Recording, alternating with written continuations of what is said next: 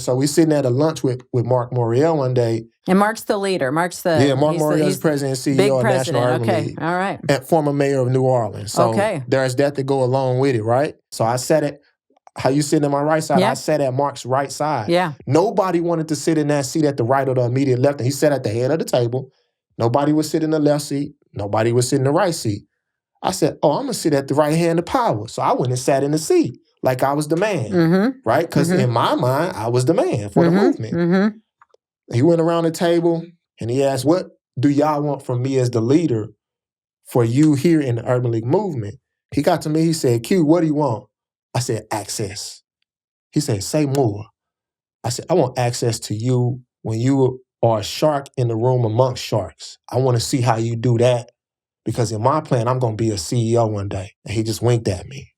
And from that moment, they started putting me in positions to do these other education credentialing centered around leadership and nonprofit, simply because I had no fear to sit next to the leader. This episode is brought to you by Texas Mutual Insurance Company, the state's leading provider of workers' compensation insurance. Since 1991, Texas Mutual has been helping employers prevent workplace accidents. To learn more about how Texas Mutual provides a competitively priced source of workers' comp insurance for Texas employers, visit www.texasmutual.com.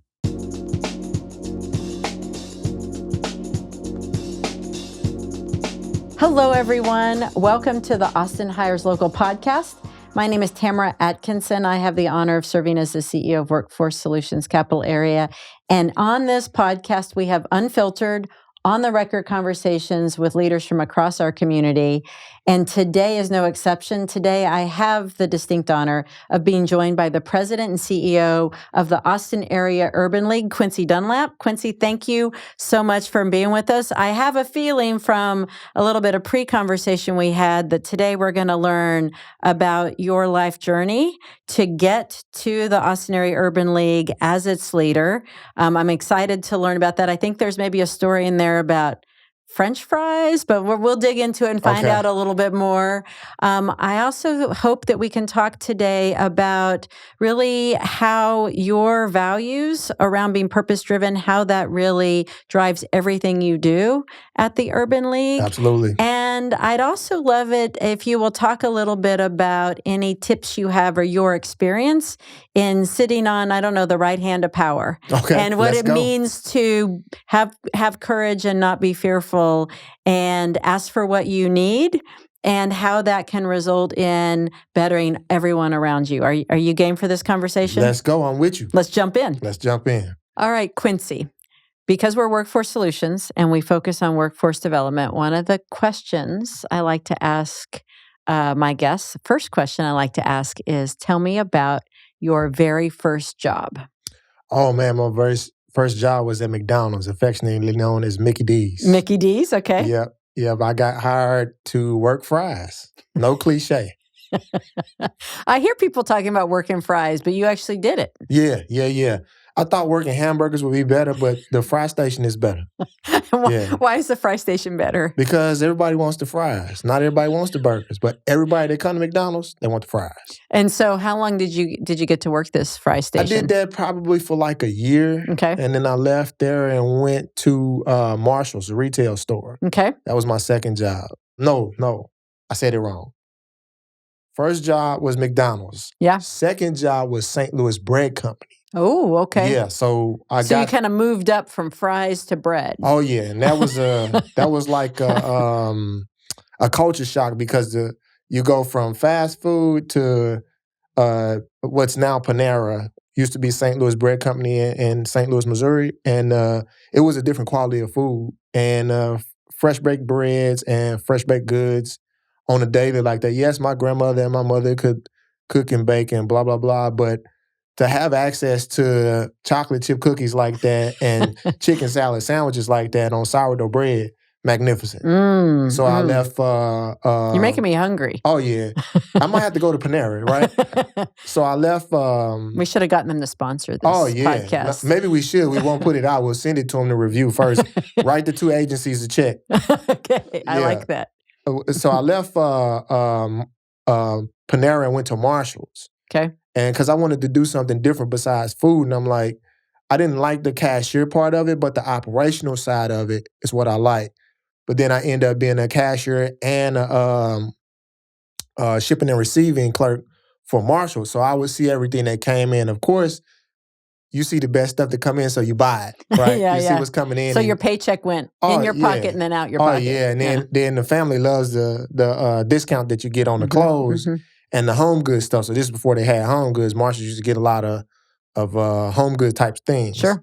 So I started getting into towels and because I like having new towels, and my wife she'll go in on me because I'll every 6 months I'll buy new towels. Oh, wow. Yeah. So I left Marshall's, and then I was still in the athletics, so I got a job at Champs. Oh, okay. Which I thought was the greatest thing in the world because now I had access to all of the athletic gear, and I was working on getting a football scholarship. So I was back in the gym, and I could get all of the gym equipment that I needed.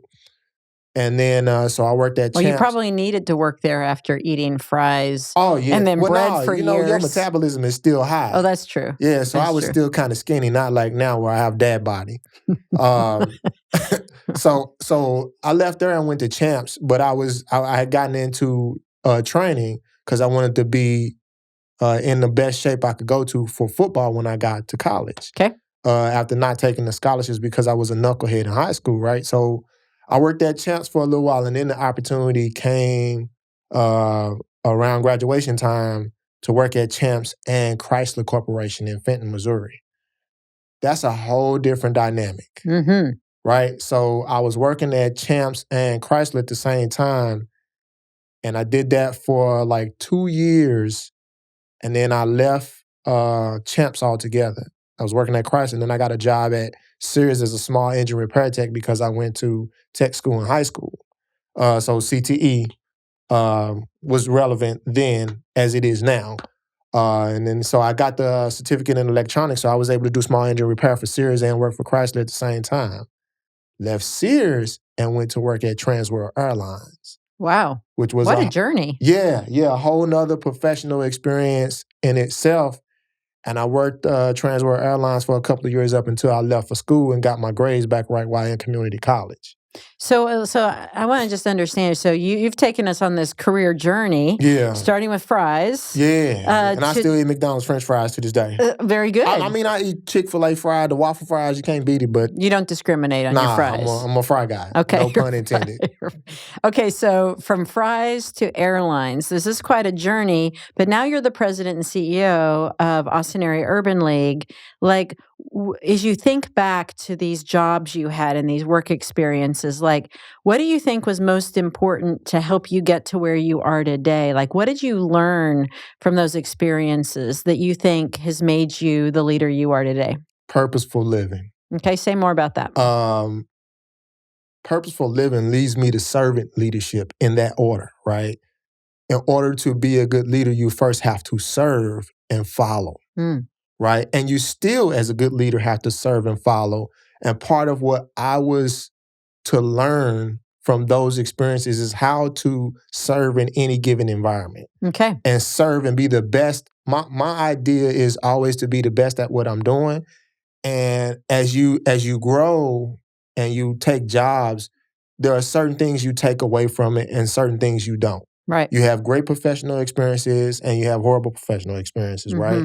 But what is the key takeaway from all of those? And for me, it was grow in your servant leadership.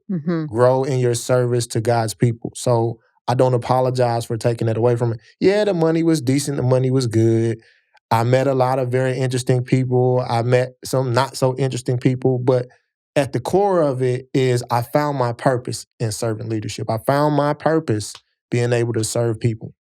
So I love that. And maybe you can talk a little bit about the mission of Austin Area Urban League. But it strikes me, based on what you shared with us already, your experience has been primarily in for-profit companies and across different industries. Like, understanding purpose-driven servant leadership, you now lead a very important, noteworthy nonprofit in our community. What was your journey from working for corporations to nonprofit? Why did you decide to do that? Is that part of that being purpose driven. Yeah. I thought my purpose was to play football. Oh, really? Okay. Yeah, So you so- played football. Yeah. So a funny deal. You lose your amateur status if you sign a contract for pay of any kind for any sport, right? So I played semi-pro football for a team called the St. Louis Bulldogs, right? Okay. While I was doing all of these jobs and while I was in community college, getting my academics together so that I could transfer. Unbeknownst to me, I didn't take pay, so the NCAA still granted me my amateur status. Okay. So that I could go back and take a football scholarship, and I was being recruited by some coaches who saw me play, one being from the University of Arkansas Pine Bluff, and the other being Jack Bush Jr. from Central State of Ohio. Well, while I was at University of Arkansas Pine Bluff on a football scholarship, so I'm building a bridge. So I'm going from the jobs to the job supporting my athletic prowess, which supported me getting back into school, right? Because so you saw athletics as a way to get back into school, Yeah. to build your education. Yep. Okay. Athletics was my way to actually save my life. Oh, Because St. interesting. Louis is a hard place to live. There's a lot of traps. There's a lot of things that could draw you away from the right opportunities if you allow yourself to be distracted. Interesting. Okay. Right? So football, though I didn't focus the way I should have in high school, gave me that focus after I got out of high school because it gave me direction, right? And then some of the guys I was playing with, they was like, dude, you're intelligent. Why you not in school? Why you intent with playing football at this level? You know we know you who you are. So you had friends that were encouraging you to get your education. Absolutely. Interesting. Guys who did some college, didn't finish, guys who got their degrees, guys who didn't go to college. I guess when God places the right people around you, you draw from them what God intends for them to provide to you, right? Okay. And so it was, no, you can't hang out with us. You got to play football, go to school, work. That's it. And that's what I did. And then I got the football scholarship to UAPB. And while I was down there, it didn't go well with the coach. And Coach Bush called me. He was like, listen, I got the job at Lincoln University. I want to anchor my defense around you. Do you want to transfer? I said, listen, I'm not taking another lie from another coach. If you're serious, send me the scholarship information. He sent it while I was in school at Arkansas. And this is before the portal, and this is during clearinghouse time and blah, blah, blah.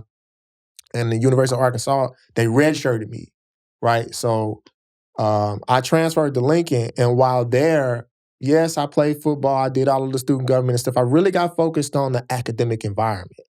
But I always had a job, right? And so while I was there, when I approached graduation, the athletic residence hall was running crazy. Now, I lived in the athletic residence hall, but I also had an apartment off campus too, right?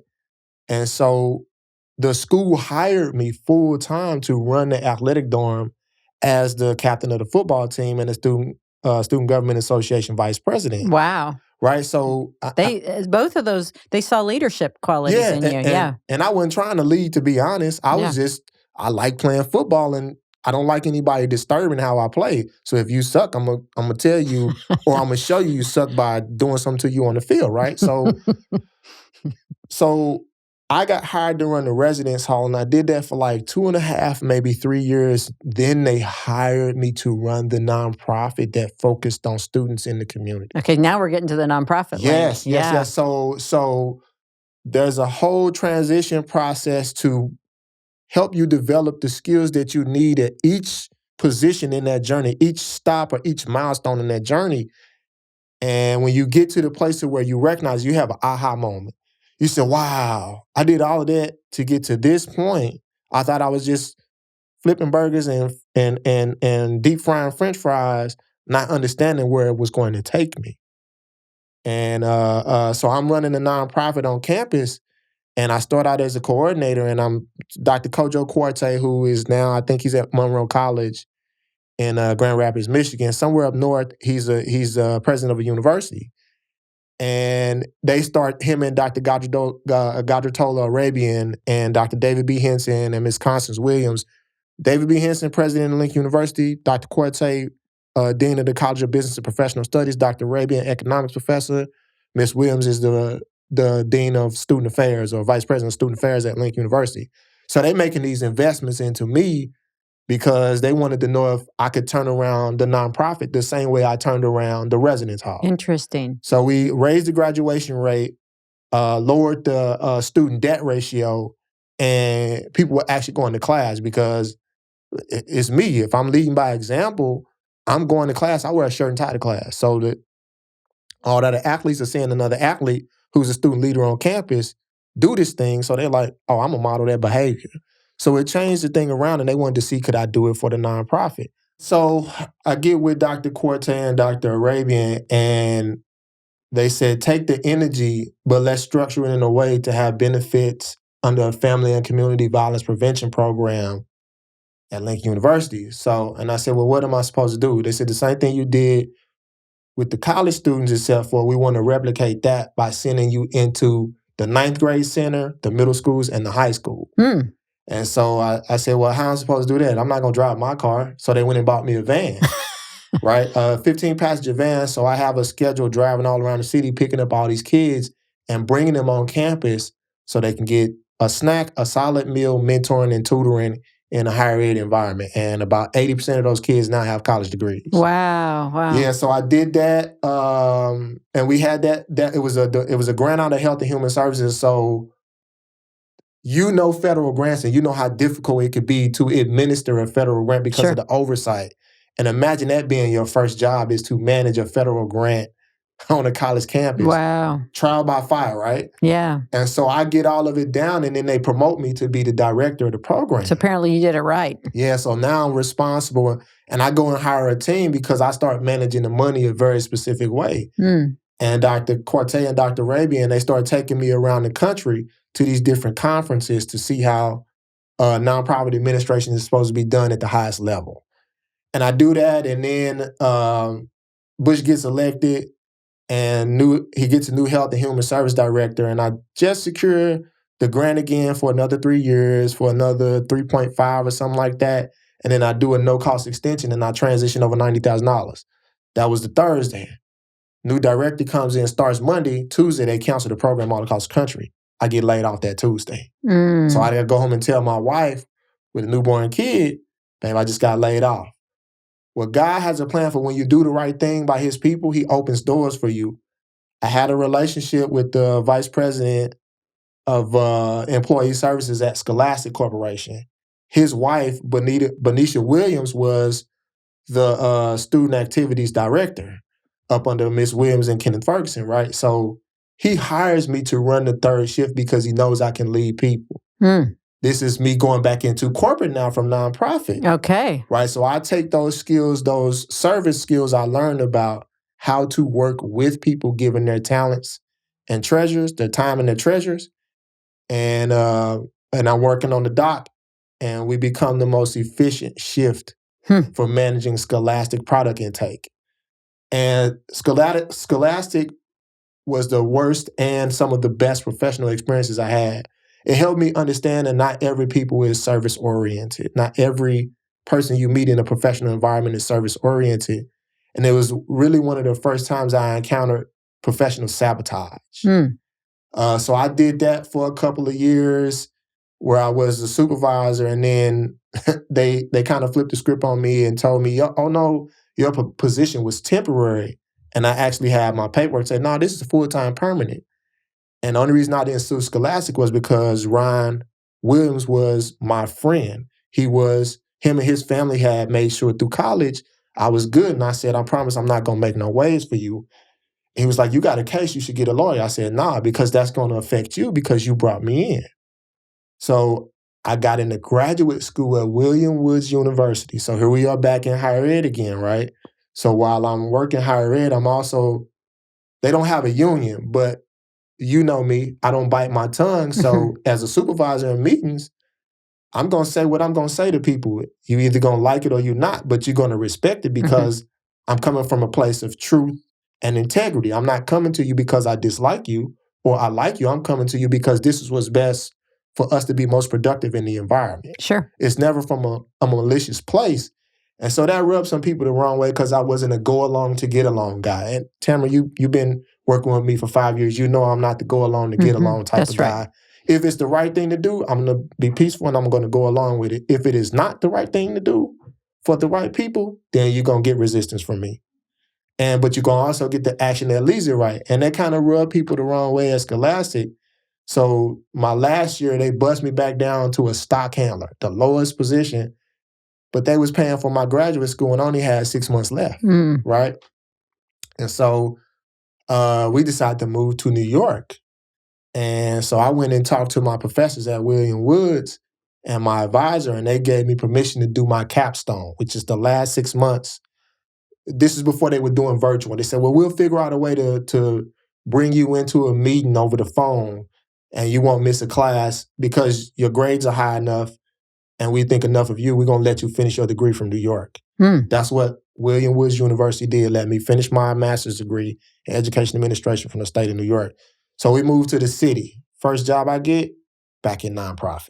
Interesting. Working in youth development again, but only this time I had enough experiences, and the funny backstory is, on my last day, the whole plant celebrated me leaving, right? And the biggest joke, they asked me, so what do you think about the future? I said, well, Scholastic is going to regret this because one day I'll be speaking in Soho at the corporate headquarters.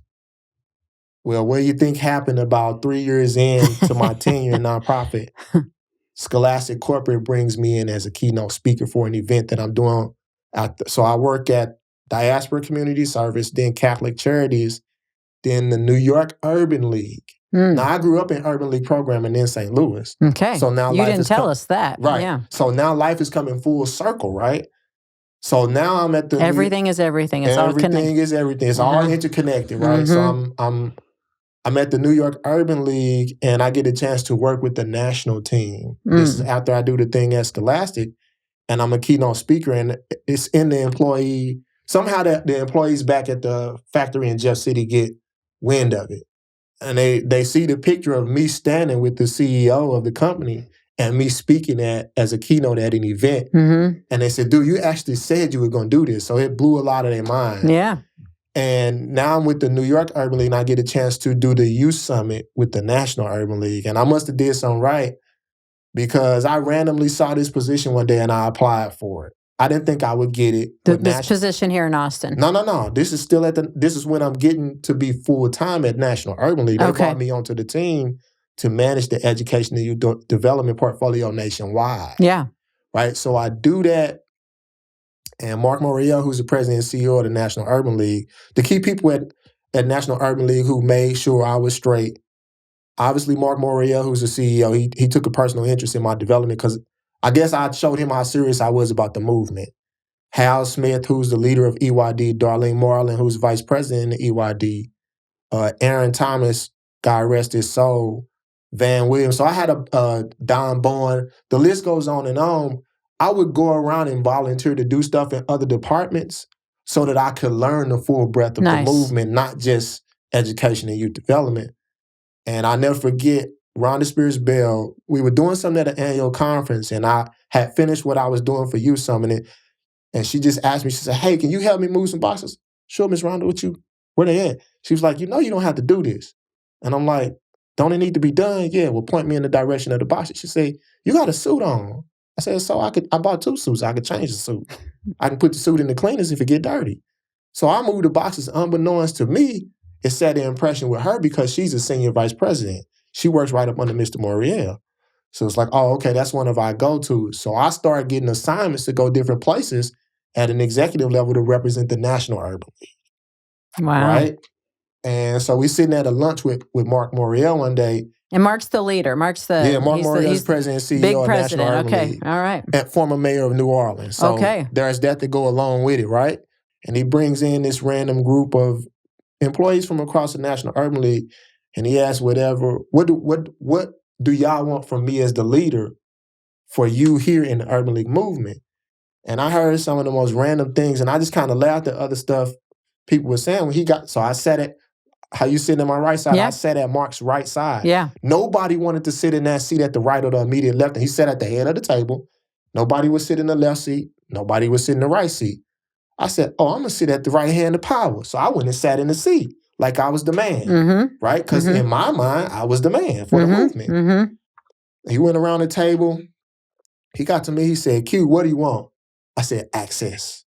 He said, say more. I said, I want access to you when you are a shark in the room amongst sharks. I want to see how you do that, because in my plan, I'm going to be a CEO one day. And I need to understand how a shark eat other sharks, or how orcas eat sharks. And I want to understand the business that it takes to be of service to God's people at this level. What do you do when you are managing relationships and resources to get results for the movement and the people that we serve? And he just winked at me. And from that moment, they started putting me in positions to learn things. Like I got to go to Duke University. I got to go to Boston College. I got to go to Georgetown. And I got to go to Fordham University to do these other education credentialing centered around leadership and nonprofit, simply because I had no fear to sit next to the leader. Wow. And learn from him. And all of this is, again, because God set me to purpose before he moved me to Lincoln University. Yeah. Right? There was a whole methodology to get me to the point in my workforce development, no pun intended. It was a specific purpose, all set. And then I left for a year. I left the movement for a year to go work at the Police Athletic League of New York City. It was a great experience working with those young people, but it was a bad experience too in fighting with the administration of the organization to not put admin first, but put the kids and the families first. And there was this constant push-pull, and unbeknownst to me, I get a call from a recruiter here, because I had applied for 2 or 3 other CEO jobs and had been a runner-up like 2 or 3 times. And I was like, you know what, I'm done. I just volunteer at the National Urban League when they asked me to. I get a call from here from Dr. Mark Washington and Dr. Leonard Moore. They said, and I get a call from the recruiter, and they said, well, are you interested in the Urban League? And I was like, yeah, but if this is just an interview, don't waste my time. I'm not going to come to Austin for just another job interview. And I said, well, you got to give me 3 weeks, because that for me to come is going to take me 3 weeks, because I got to pay for the ticket. And they was like, no, Mr. Dunlap, we're recruiting you to be the CEO. Tell us yes, and your arrangements will be made for you. Oh. And I said, all right, I'm going to test him, because I thought it was a joke. I thought I was being pranked. No cap. I thought I was being pranked. And I said, yeah. And I gave the lady my email, and about an hour later, everything shows up in my inbox, and I go show my wife. I said, look, babe, I got this interview in Austin. She goes to sit down at the computer and start looking for houses. Oh. And I said, what are you doing? She says, oh, we moving to Austin. I said, I didn't even did the interview yet. She believes in you that much. I love that. I think it's believing in me, but more believing in God. Yeah. This episode is brought to you by Texas Mutual Insurance Company, the state's leading provider of workers' compensation insurance. Since 1991, Texas Mutual has been helping employers prevent workplace accidents. To learn more about how Texas Mutual provides a competitively priced source of workers' comp insurance for Texas employers, visit www.texasmutual.com. Your wife has faith in you, but faith in God. She's looking for a place. So maybe tell us, so you come to Austin, you have an interview. Apparently it went well. Yeah, I hoped it did, right? I hoped it did. And I had already said yes to God, so it was no way they could tell me no. That was my faith. Me and my wife confirmed it with God. So we had already started to plan the move, and we had just had a baby. So Sam was 6 months old, and Manny was 12 when we got here. And this is the purpose that I'm set to. Being here to serve. Yes, I could do it in another organization, but God has a plan, right? And until I'm told to move, I will serve as the president and CEO of the Austin Area Urban League. I will serve this region the way the Urban League is supposed to. I don't know what happened before. I don't know what will happen after me. All I know is in this season, the things that we are supposed to do in the 5 empowerment areas, of which workforce and career development is one. That's how we got our relationship. Sure. We're going to do right by the people and the resources. And it seems to me that from your story, and what an impressive story, that's the way you've been living your life. It sounds like you've gone from opportunity, from working fries at McDonald's, all the way up to being in New York and representing the National Urban League. Like all along that journey, it sounds like you were smart, you were focused, but you also had people that opened the doors for you, and you did the right thing by them. And even though you weren't doing it for that reason, it sounds like you've seen through your life that those experiences have turned around and brought some advantage to you, and you see it as being purpose driven. So thank you for sharing that story. Now I'd love for you to kind of translate it into how does that impact how you lead this organization, and what are your workforce development goals within? Yeah, I heard you say it's one of your empowerment areas. So talk to me about what has it taught you, and why are you so focused on workforce development as a way of changing lives in this community? Purpose-driven work or purpose-driven employment, purpose-driven career. When you find your purpose, you don't actually work. Mm-hmm. You get paid to do what you enjoy doing, right? Mm-hmm. And so to find that is very powerful, but to be able to support and serve others and operate from that mindset and existence in that space, somebody will come to you and say, hey man, I work, I'm putting electrical something in something at something, but I'm not happy doing it. Yes, I make decent money. But I'm not doing it for that. I'm not happy. How do I find my outlet? Well, we have certain things that we can help you do at the Urban League under 2 tiers. It's job readiness and occupational training. Come on, let's do some assessments. Let's find out what your assets are. Let's find out where we can strengthen you in the non-asset areas, and let's work forward, but at the pace you need to work forward. Mm-hmm. And then there are some things we'll subsidize, and there are some things that we just don't have the money to subsidize. You level set with people, and you meet them where they are, and you allow them to invite you in to their space to partner. We're not sitting in the ivory tower.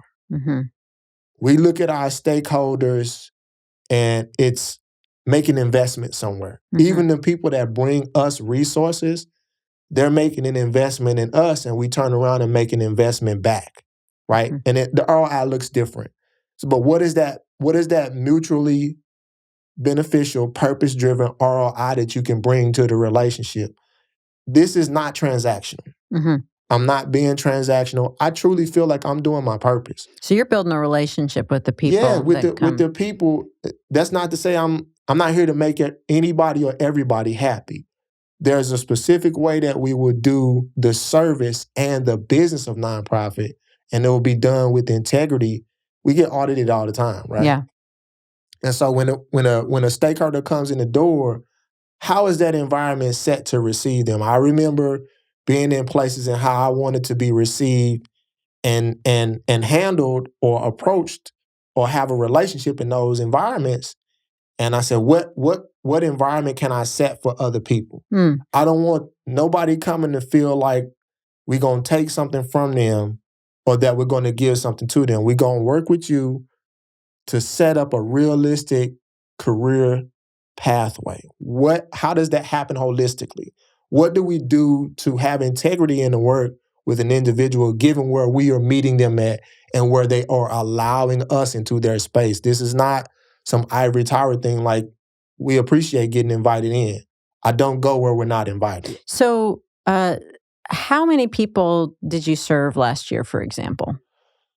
There's direct and indirect. Direct is over 5,000 people who have been impacted by us directly. Wow. Indirectly, it's probably closer to 25,000. Okay, so 5,000, 25,000. So a lot of Austinites, a lot of people in this region. Yeah. Is there a particular story, Quincy, that you think exemplifies the services that you provide? Yep, Willie Luke Curry. Okay, tell me about him. The engagement with Luke was because our brother was in a homeless or unhoused scenario at St. John's Park behind the old Home Depot. Okay.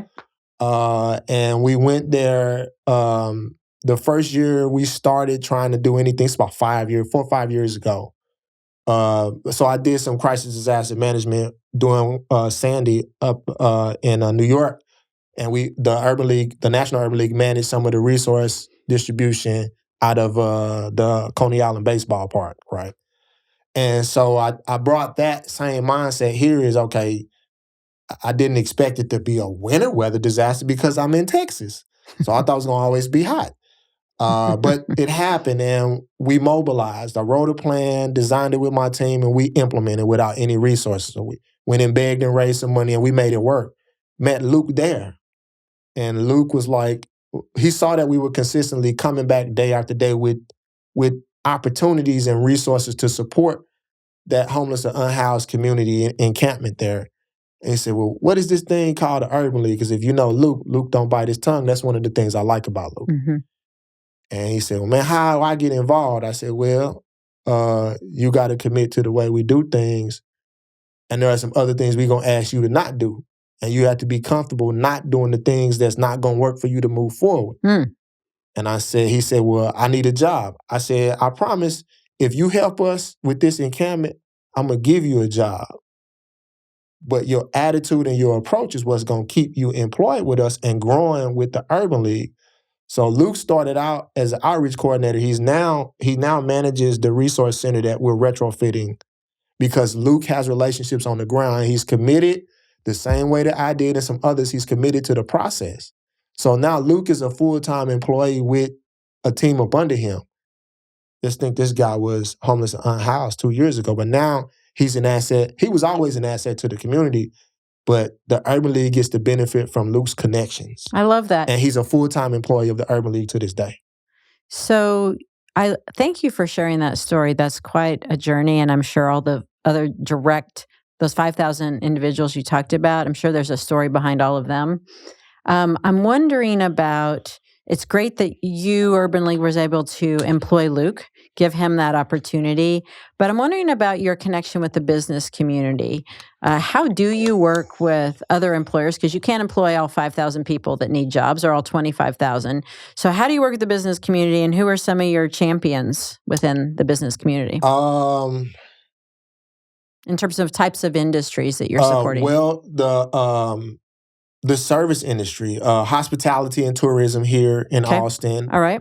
The manufacturing and production here in Austin, the administrative support, the tech sector. It's a wide variety, Tamara, of who we work with here. So your customers want to work across industry sectors, and so you've got connections there. Yeah. Part of what we do with some of our partners is we do this mutual ROI mapping, right? My thing is if the Urban League, if I can convince you to give the Urban League your time and your talent, your treasures is going to come.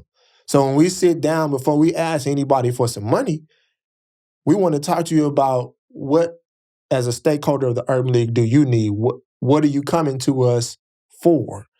Oh, I need to hire some people. Well, work with us because we have a tech and career academy. We also have other workforce programming for traditional and non-traditional, i.e. re-entry. Mm-hmm. So are you a second chance employer? If they say yes, then there's a certain track that we develop the relationship on. If they say no, then we have another traditional track to develop a relationship so that they can get the talent that they need. But our thing is not just feeding people to a job, is how on the job readiness side do we build up those attributes so that you are job ready and a corporate or philanthropic or any potential employment partner, they have to spend less time acclimating you to the job readiness than the culture, and they can get right to, if we do our service and support to the community right, we take 4 to 6 weeks to get you job ready. But there's also some other assessments that we build in to test your academic acumen, because we want to build you up. We want you to go in and be an asset. We want long-term economic sustainability through workforce. Love it. It's not just getting you a job. Yeah.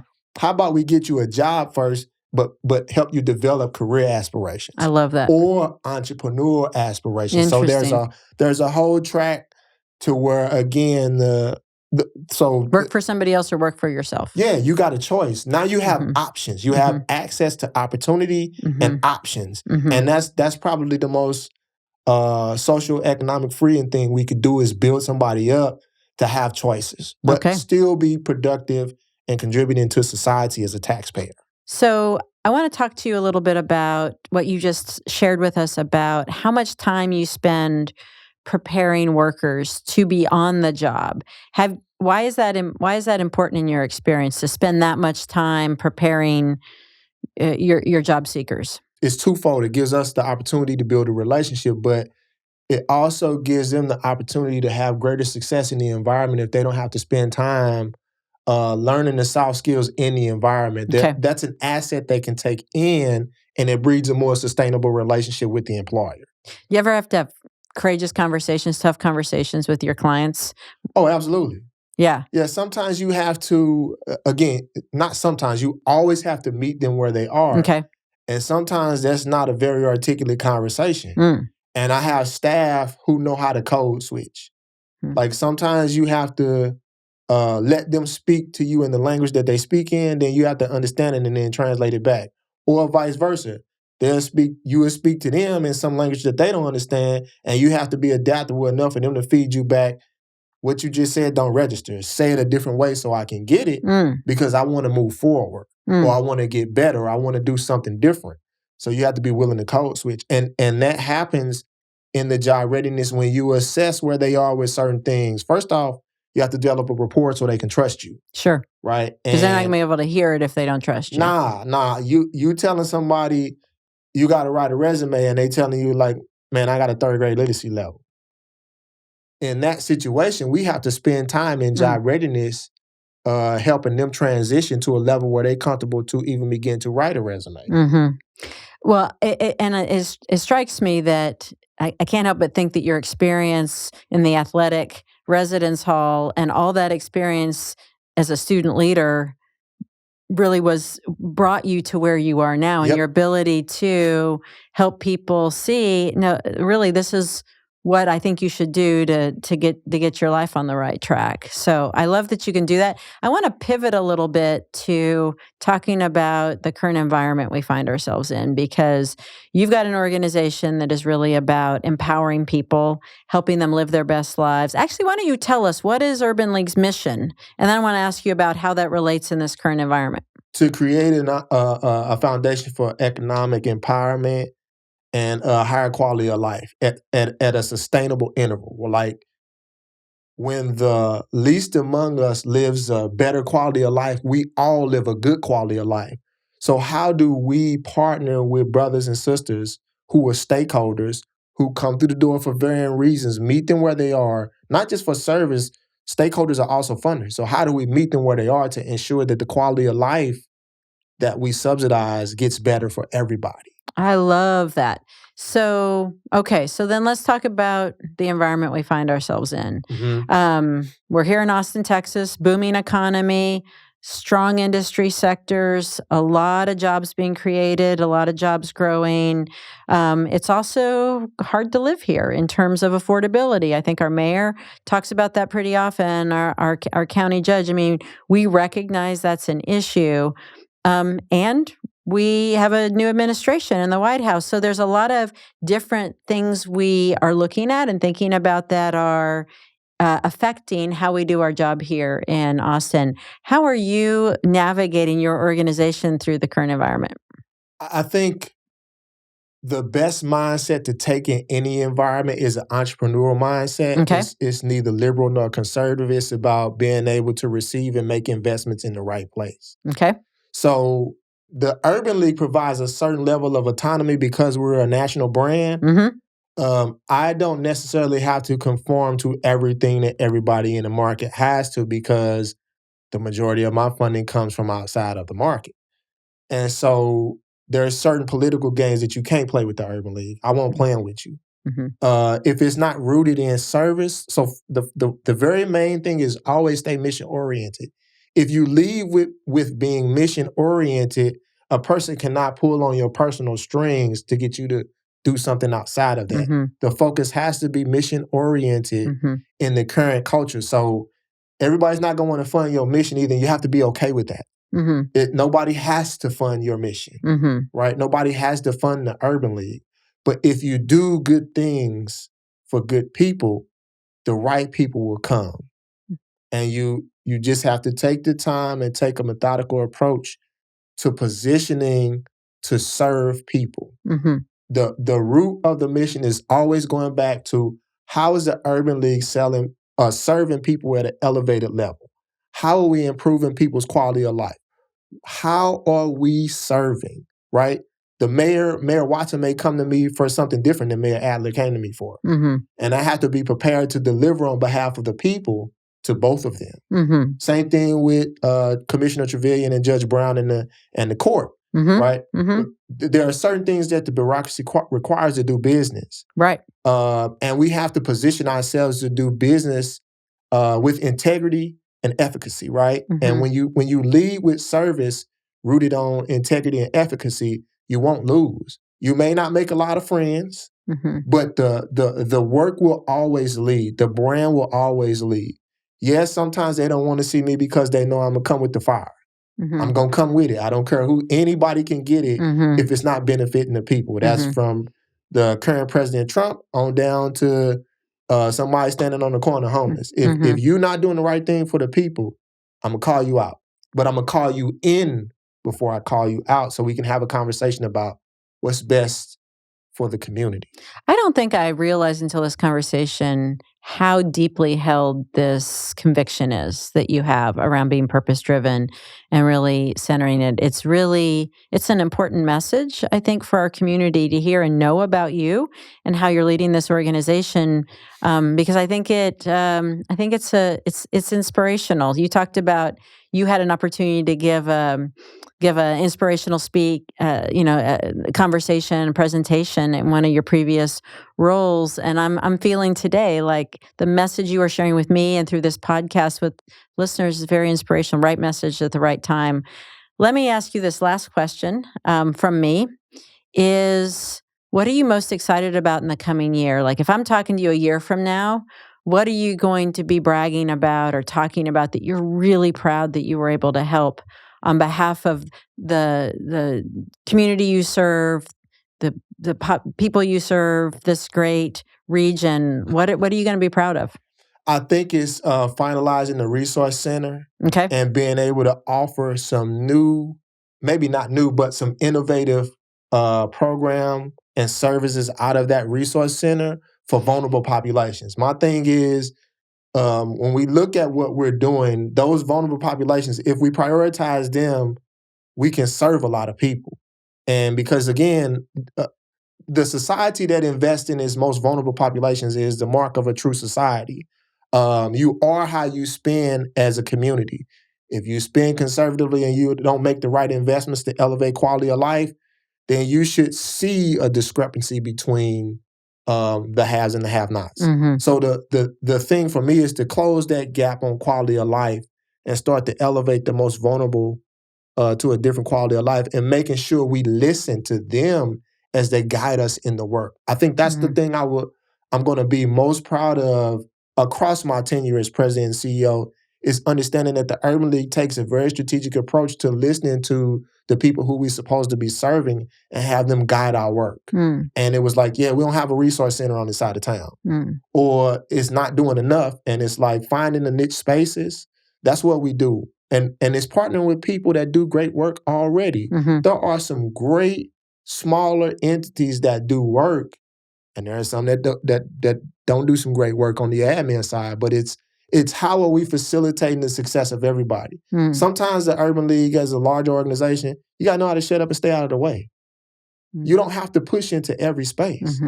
But when there is a space for us to push into, there's a level of excellence that we want to have when we serve.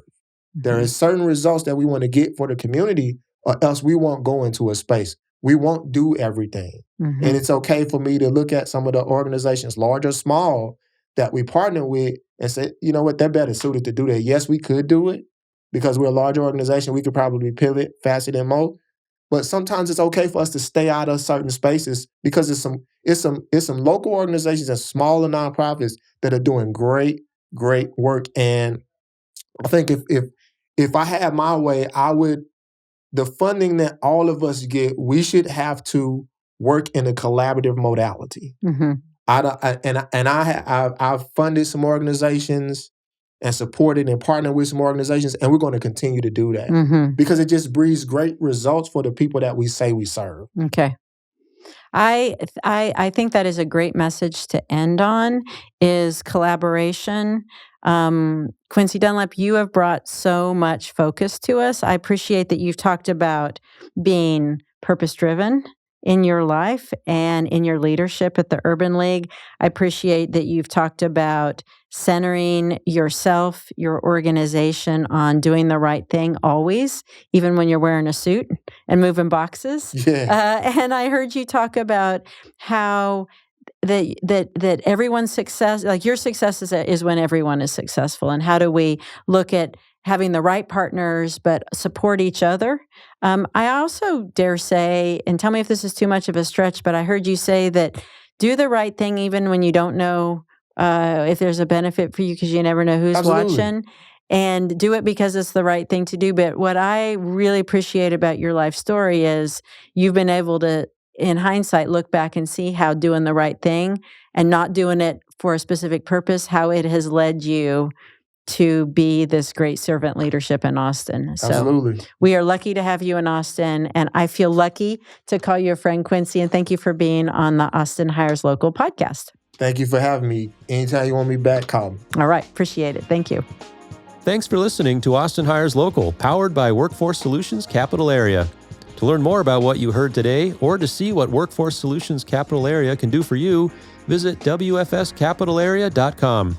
To stay updated on new episodes, subscribe to Austin Hires Local on your podcast app of choice. Until next time.